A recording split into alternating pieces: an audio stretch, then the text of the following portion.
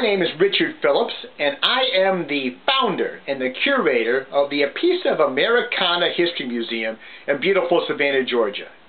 At my museum, we have artifacts from all across America that I have experienced personally. This is late 20th century, early 21st century.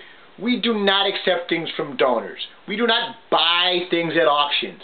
These are things that I've experienced, things I've experienced with my friends, with my family, with my coworkers, that I've gone out and I've been a part of myself, so I know that they're real.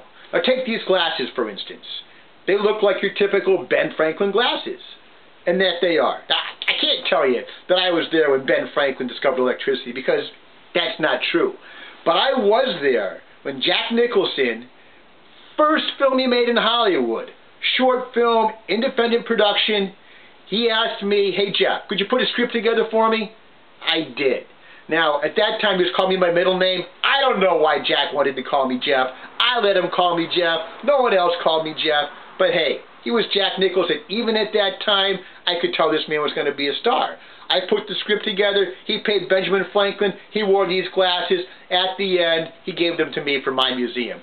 They're here for you, and if you want, come in, put them on. Wear the glasses that Jack Nicholson wore when he portrayed Benjamin Franklin. What else do we have for you? This jacket. Now you're probably thinking I'm going to say, hey, this is something that Henry Winkler wore when Henry played Arthur Fonzarelli. No, no, no, no, no. This jacket was worn by Jack Davidson. Doesn't ring a bell to you? Jack Davidson, as in Harley Davidson? That's right. Jack Davidson, one of the two founders of Harley Davidson, and I got on our motorcycles with our families, and we rode to Cape Canaveral for the launch of the first space shuttle. This was the jacket that he wore. This was the jacket that he gave me, and he said, "Hey Jeff, you know what? I like what you're doing in that museum. Harley Davidson's a part of the world. It's something that's known all across the globe." And now I got to tell you, Jack, he had some ideas thinking, okay, we're not the only planet, we're not the only inhabited place in the world. So Jackie went so far as to say, hey look, Harley Davidson is known all across the universe, and I'm telling you, I believe it's true. Anyways, that's just a side story. I get to talking sometimes. But this jacket here, he wore it on a cross-country motorcycle trip to Cape Canaveral for the launch of one of the space shuttles. It's here in my museum. You want to come to Savannah, Georgia, visit A Piece of Americana History Museum, put this jacket on. What else do I have for you? We're not a political museum. We are A Piece of Americana. Like I said, late 20th, early 21st century, these flags were waved by Ronald and Nancy Reagan in the parade after their first inauguration. So, come on in, wave the flags. We also have from pop culture. We have this here. This is Miranda Lambert's lipstick. And this has never been washed. This is one of the prized possessions of our museum. This is Kid Rock's tank top. Like I said, never been washed. He wore it, took it off in Savannah, Georgia, threw it up on the stage. I jumped up and grabbed it, snagged it for my museum. It's here. Try it on. Have a blast. Kid Rock's tank top. What else do we have for you? Ah, yes. A lot of people used to say Albert Einstein was terrible at calculus. Now, where they got that idea, I have no idea. That is urban folklore. Because I'm going to tell you, Albert Einstein was one of the best calculus minds ever. And this is Albert Einstein's calculus book. How do I know that? Because he taught one calculus class in his entire life. That's right. Albert Einstein taught calculus at MIT in 1962, and I was in that class. This is the book he taught from. This is the book that he gave to me for my museum. You want to learn calculus? Learn it the way Albert Einstein taught it. Now this here, this is something very special to me.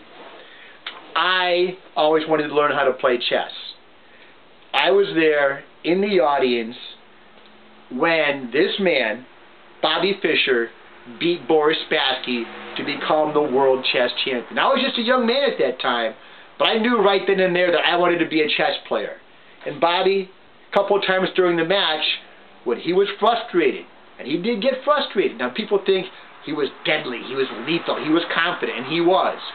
But every now and then, he looked to me in the audience, I gave him a nod, I gave him a look in the eye, and I reassured him, I was only 5 or 6 years old, that he could do this, that he could beat the great Russian Boris Spassky. Every time he looked at me, he looked back at the board, and he was a winner. So what did he do afterwards? After he won the championship, came by, shake my hand, said, hey, look, this is for you. This is an autographed magazine from Bobby Fischer just after he won, actually just before he was about to win the World Chess Championship. Come by, read the magazine. What else? Ah, yes, this. Huh. You think a sitting Buddha. You can see these in any 5 and 10 cent store all across the country, probably all across the world. What makes this one so special? Well, you can't tell on the camera, but this is made from red Georgia clay, some of the finest clay in the world. You're probably thinking, okay, so what? It's red Georgia clay. It's still a sitting Buddha. What's special about it? Why is it in a piece of Americana History Museum? Well, I'll tell you why. Because Indira Gandhi, one of the foremost practitioners of Buddha in the world, is also a potter. That's right. When he came to Savannah, he sat down with me in a pottery class, and we made this. Actually, he made this. Gave it to me, and I said, fine, what do you want in return? What did he want in return? A yoga class. Fair enough. He gave me this for us in our museum. I went and I taught Indira Gandhi yoga. It was a fantastic day. Now, if you come, that was a little bit of a teaser. You can come, check this statue out, and you can actually watch a 16mm film of me teaching yoga to Indira Gandhi. It's fantastic. I hope to see you at our theater. And what else do we have? Ah, yes. We have, from the Jungle Book, you know Robert Louis and Steven, not the movie. The movie was fantastic. Disney did a great job with it. But the book itself, this little guy here, this was Robert Louis Stevenson's muse for the Jungle Book. I'm not kidding you. I was amazed by this. I would come over in the middle of the night when he'd call me up and he'd say, hey, listen, I need to run this by you. I need to say, does this sound like? Would a monkey talk this way? Would a lion talk this way? How do I know what a monkey sounds like? How do I know what a lion talks like? And I would see this little guy sitting up there right on top of his typewriter, and I'm looking at it thinking, what is this? And I asked him, he said, that's my muse.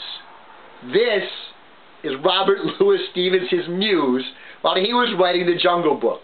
It's here. It's in my museum. It's a piece of late 20th century American literature, American history, and it's in my museum. So, that's a little bit of my story for you here today. If you'd like, come on by. We have a Facebook page, of course. This is the early 21st century. Of course, we have a Facebook page. We're on Twitter. Come on by, Piece of Americana History Museum in beautiful Savannah, Georgia. Stop in and say hello. Thank you very much for your time. Good night.